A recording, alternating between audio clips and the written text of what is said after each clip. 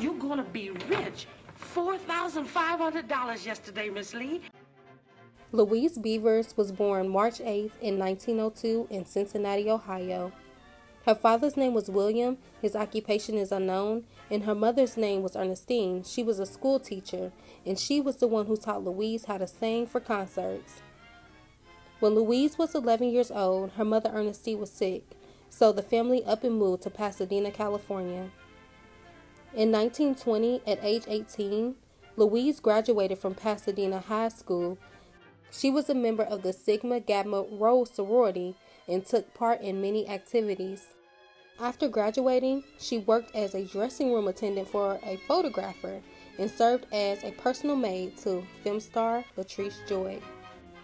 It wasn't until 1927 that Louise appeared in her first role. She was noticed by an agent named Charles Butler. He saw a performance she did on stage and recommended that she try out for a movie role. At first, Louise did not want to do it because she didn't agree with how African Americans were treated in movies. Back then, black people in films were limited to acting in only a few roles, and this was usually as a slave or a maid. But despite her being hesitant, she eventually tried out for a role in a film called Uncle Tom's Cabin, and she won the part.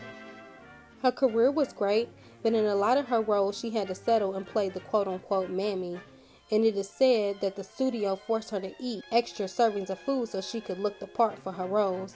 This was possibly the reason she had the health issues she ended up having in later life. She didn't start to gain attention in the acting world until she played Julia in Coquette in 1929, and in this role she played the maid and mother figure to a young white woman. Following this film, she played her best remembered role as Delilah in The Imitation of Life in 1934. In this film, she played the mother to a light-skinned daughter who denied her and wanted to pass as white. She received really good criticism from this role, and this film was actually the first time in American cinema history that a black woman's problems were given major emotional weight in a major Hollywood movie. This was a breakthrough for Louise, and her career soared. This allowed her to play in multiple films, making 75 appearances in 1933 to 1935 alone.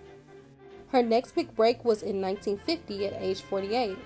Louise was given the opportunity to play Beulah on the Beulah television show after Ethel Waters left the series. Louise played in the last 33 episodes.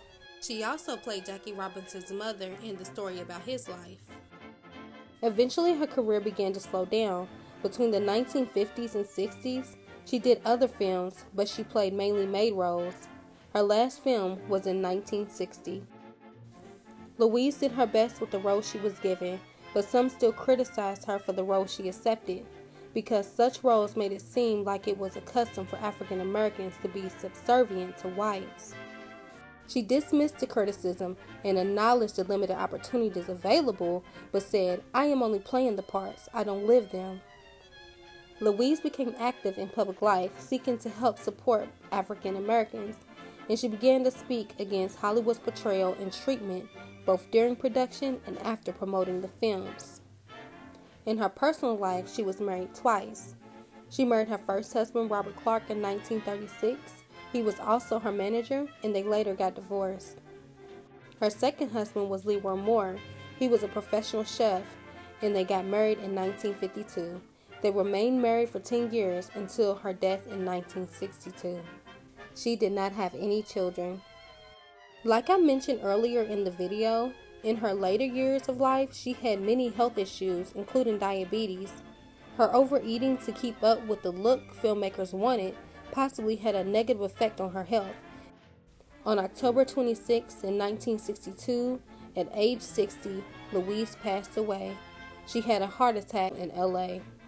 She died literally a decade to the day of her good friend Hattie McDaniel, who also played maid roles in Hollywood. Louise was known to have a charm and could draw people to her because of her loving personality. Louise Beavers' legacy will not go unknown.